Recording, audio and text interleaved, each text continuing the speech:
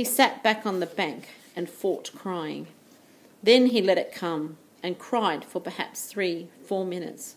Long tears, self-pity tears, wasted tears. He stood, went back to the water and took small drinks. As soon as the cold water hit his stomach, he felt the hunger sharpen as it had before, and he stood and held his abdomen until the hunger cramps receded. He had to eat. He was weak with it again, down with the hunger, and he had to eat. Back at the shelter, the berries lay in a pile where he had dumped them when he grabbed his anorak. Gut cherries, he called them now in his mind, and he thought of eating some of them, not such a crazy amount as he had which he felt brought on the sickness in the night, but just enough to stave off the hunger a bit. He crawled into the shelter.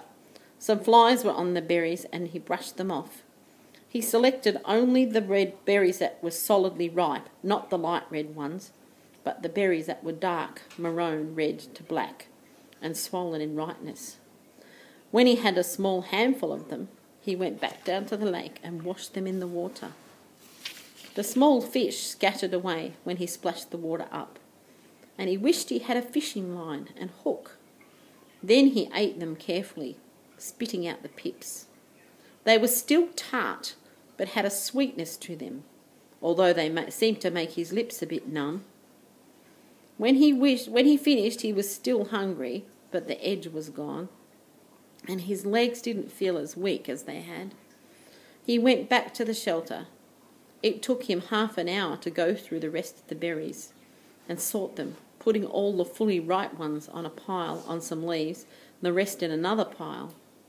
When he was done, he covered the 2 piles with grass he tore from the lake shore to keep the flies off, and went back outside. They were awful berries, those gut cherries, he thought. But there was food there, food of some kind, and he could eat a bit more later tonight if he had to. For now, he had a full day ahead of him. He looked at the sky through the trees and saw that while there were clouds, they were scattered and did not seem to hold rain.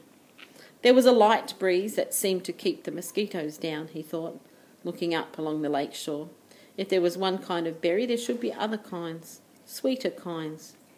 If he kept the lake in sight, as he had done yesterday, he should be all right, should be able to find home again. And it stopped him. He had actually thought it that time. Home. 3 days. No, 2. Or was it 3? Yes, this was the 3rd day he had thought of the shelter as home. He turned and looked at it, studied the crude work. The brush made a fair wall, not weather-tight, but it cut most of the wind off. He hadn't done so badly at that. Maybe it wasn't much, but also maybe it was all he had for a home. All right, he thought, so I'll call it home. He turned back and set off up the side of the lake, heading for the gut cherry bushes, his anorak bag in his hand. Things were bad, he thought, but maybe not that bad. Maybe he could find some better berries. When he came to the gut cherry bushes, he paused. The branches were empty of birds, but still had many berries. And some of those that had been merely red yesterday were now a dark maroon to black, much riper. Maybe he should stay and pick them to save them. But the explosion in the night was still much in his memory, and he decided to go on. Gut cherries were food, but tricky to eat. He needed something better. Another 100 yards up the shore, there was a place where the wind had torn another path.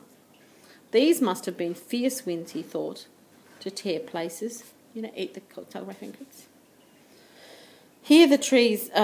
These must have been fierce winds, he thought, to tear places up like this, as they had the path he had found with the plane when he crashed. Here the trees were not all the way down, but twisted and snapped off halfway from the ground, so their tops were all down and rotted and gone, leaving the snags poking up into the sky like broken teeth. It made for tons of dead and dry wood, and he wished once more he could get a fire going. It also made a kind of clearing with the tops of the trees gone. The sun could get down to the ground, and it was filled with small thorny bushes that were covered with berries. Raspberries! These he knew because there were some raspberry bushes in the park, and he and Terry were always picking and eating them when they biked past. The berries were full and ripe, and he tasted one to find it sweet, and with none of the problems of the gut cherries. Although they did not grow in clusters, there were many of them, and they were easy to pick, and Brian smiled and started eating. Sweet juice, he thought. Oh, they were sweet, with just a tiny tang. And he picked and ate and picked and ate, and thought that he had never tasted anything this good. Soon, as before, his stomach was full, but now he had some sense, and he did not gorge or cram more down. Instead, he picked more and put them in his anorak, feeling the rich morning sun on his back, and thinking he was rich with food now, just rich. And he heard a noise to his rear, a slight noise, and he turned and saw the bear. He could do nothing, think nothing. His tongue, stained with berry juice, stuck to the roof of his mouth, and he stared at the bear. It was black, with a cinnamon-coloured nose, not 20 feet from him, and big. No, huge. It was all black fur and huge. He had seen one in the zoo at the city once, a black bear, but it had been from India or somewhere. This one was wild and much bigger than the one in the zoo, and it was right there. The sun caught the ends of the hairs along its back. Shining black and silky, the bear stood on its hind legs half up and studied Brian. Just studied him, then lowered itself and moved slowly to the left, eating berries as it rolled along, waffling and delicately using its mouth to lift each berry from the stem. And in seconds it was gone. Gone, and Brian still had not moved. His tongue was stuck to the top of his mouth, the tip half out. His eyes were wide, and his hands were reaching for a berry. Then he made a sound, a low It made no sense. It was just a sound of fear, of disbelief, that something that large could have come so close to him without his knowing. He just walked up to him and could have eaten him, and he could have done nothing. Nothing. And when the sound was half done, a thing happened with his legs, a thing he had nothing to do with, and they were running in the opposite direction from the bear, back towards the shelter. He would have run all the way in a panic, but after he had gone perhaps 50 yards, his brain took over and he slowed and finally stopped him. If the bear had wanted you, his brain said, he would have taken you. It is something to understand, he thought, not something to run away from. The bear was eating berries, not people. The bear had made no move to hurt you, to threaten you. It stood to see you better, study you, then went on its way, eating berries. It was a big bear, but it did not want you, did not want to cause you harm. That is the thing to understand here. He turned and looked back at the stand of raspberries. The bear was gone. The birds were singing. He saw nothing that could hurt him. There was no danger here that he could see, could feel. In the city at night there was sometimes danger.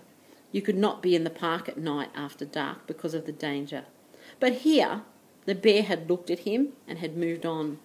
This filled his thoughts. The berries were so good, so sweet and rich, and his body was so empty. And the bear had almost indicated that it didn't mind sharing, had just walked from him, and the berries were so good. And he thought finally if he did not go back to get the berries, he would have to eat the gut cherries again tonight. That convinced him, and he walked slowly back to the raspberry patch and continued picking for the entire morning with great caution, and once when a squirrel rustled some pine leaves at the base of a tree, he nearly jumped out of his skin. About noon, the sun was almost straight overhead. The clouds began to thicken and looked dark. In moments it started to rain, and he took what he had picked and trotted back to the shelter. He had eaten probably 2 pounds of raspberries, and maybe another 3 pounds in his jacket rolled in a pouch. He made it to the shelter just as the clouds completely opened, and the rain roared down in sheets. Soon the sand outside was drenched, and there were rivulets running down to the lake. But inside he was dry and snug. He started to put the picked berries back in the sorted pile with the gut cherries, and noticed that the raspberries were seeping through his jacket. They were much softer than the gut cherries and apparently were being crushed a bit with their own weight. When he held the jacket up and looked beneath it, he saw a stream of red liquid. He put a finger in it and found it to be sweet and tangy like pop without the fizz. And he grinned and lay back on the sand, holding the bag up over his face and letting the seepage drip into his mouth. Outside the rain poured down, but Brian lay back drinking the syrup from the berries, dry and with his pain almost gone, the stiffness almost gone, his belly full and a good taste in his mouth. For the first time since the crash, he was not thinking of himself, of his own life. Brian was wondering if the bear was surprised as he was to find another being in the berries. Later in the afternoon, as evening came down, he went down to the lake and washed the sticky berry juice from his face and hands, then went back to prepare for the night. While he had accepted and understood that the bear did not want to hurt him, it was still much in his thoughts, and as darkness came into the shelter, he took the hatchet out of his belt and put it by his head, his hand on the handle, as the day caught up with him, and he slept. Okay, that's the end of chapter 7, and we're at the end of page 61.